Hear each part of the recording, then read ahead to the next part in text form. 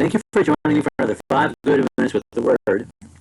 I'm Barry Bryson, and we're closing our study of Thessalonian correspondence today by just thinking about some of the large lessons that we've learned in these letters.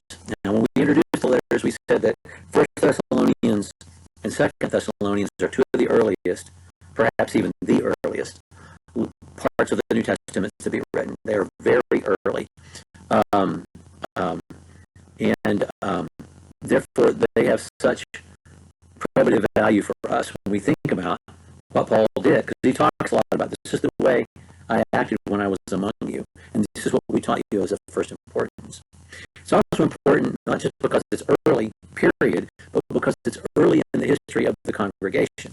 Because as we read Acts chapters 16 and 17, we know that he only got to spend a few weeks in Thessalonica before he was bounced out of there by his Jewish persecutors, and he had to move on to Berea, which he writes about in 1 Thessalonians. In 1 Thessalonians, he's newly out of Macedonia. He's in Athens. He's worried about them, and he sends Timothy back to see how they're doing, and he writes this letter to them when Timothy's come back and made his report, because he's A, so happy that they're doing well, and B, because they have questions they want answered. And so it has such wonderful historical value to us for those reasons. And so we have these two categories of study that will help us in our understanding of New Testament Christianity and also of mission work. One is Paul's method. And Paul writes a lot about his method in both 1st and 2nd Thessalonians. 1 Thessalonians chapter 2, 2 Thessalonians chapter 3. And he makes clear that when he was there, he worked. He was a vocational missionary. And he did that not because he didn't deserve to be supported while he worked among them, but because he was going to be there for a short time and he needed to set them an example. And so we see Paul acting as a vocational missionary. This was something he usually did. There were other places, like when he was at Ephesus, that the work got so successful and got so big so quickly, and he was there so long that he rented a lecture hall and really lived there, not so much as a tent maker, a leather worker, but as a teacher. But when he was in Thessalonica, everybody knew his work ethic. Everybody knew that he didn't take a penny from anyone, and that he supported himself while he was there. We also learned something of his demeanor. He didn't come in bullying people, bossing people, pretending to be the big shot. He said, I was a nursemaid, I was a mother as we birthed this church. You know, I took care of you tenderly.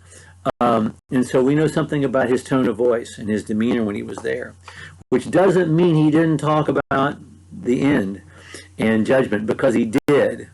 In fact, all of their questions revolve around the second coming and their misunderstanding of it, because he made it so clear. He imprinted it so clearly in their consciousness that Jesus is coming soon, that they, when they didn't have him there in the moment to ask questions, started to get some wrong impressions and then started to follow some of them down the wrong path. In 1 Thessalonians, they're worried about people who die before the second coming, that they'll miss out. He has to address that. In 2 Thessalonians, you have people who think, well, it's coming so soon, I can just quit my job and wait for that to happen, and he has to address that.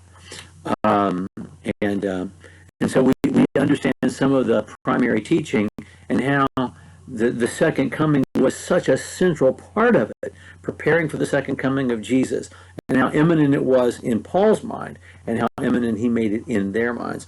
We shouldn't be surprised at this. I mean, he doesn't even finish his sermon in Acts 17 in Athens, right after he's been in Thessalonica, before he gets to the judgment at the end. I mean, and his sermon doesn't get to finish. It's interrupted. So we know this is part of his primary teaching. When he's given one shot to speak to those smart guys on the Areopagus, you know, he goes straight to the resurrection of the dead and the judgment.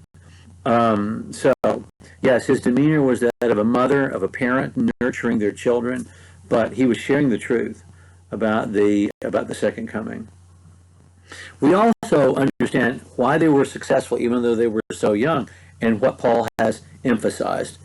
In chapter 1, remember those things that we noticed, that they had clearly turned from idols to serve a living God. They were truly converted. So there's one thing. Another thing is they loved each other. And he mentions this throughout both. You love each other. No one needs to tell you. The love that you have has gone forth in the brotherhood. They loved each other. So they were converted, they loved each other, and they were working and serving. And he mentions that over and over again. How you were, and he began immediately raising money from those from those Macedonian churches, and he raised more than even they were able to give. I mean, their heart of service was so large. He talks about it in 2 Corinthians chapter 8 and uses them as an example, how they gave more than they could. So there's that. There's conversion, love, service, and expectation.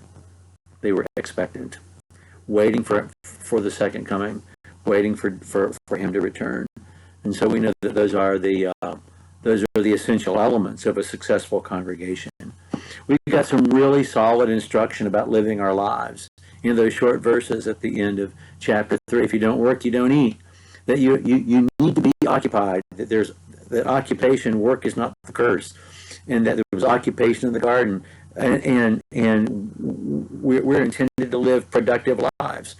We are saved by grace through faith for good works which God prepared beforehand for us. Ephesians chapter 2. So we learned that. We learned that if someone is disruptive or idle, we recognize that. We see it and we name it and we avoid it. That's not punitive, remember? That's not punitive. That is protective of the body and restorative of the person, or hopefully it will be. We're not to treat them like an enemy, but like a brother that we're trying to restore. So many more things. I've already taken nearly 8 minutes of your time. But I hope that you'll go back over and over again. I do. 1st and 2nd Thessalonians, just to remind me of basic Christian teaching that is essential above all else. And then 1st and 2nd Timothy and Titus, because that's my job. Because he's writing to young ministers. I'm not a young minister, but I still have much to learn. So I hope you'll go back over and over again to 1st and 2nd Thessalonians and just reestablish yourself in the foundation that Paul laid at that church that was such a joy to him and such a successful congregation. Well, what are we going to study next? I thought we'd study resurrection accounts, and I'll introduce that next time. Resurrection accounts, the raising of the dead, Old and New Testament. And we'll take a couple of weeks to look through those. I hope that's interesting to you.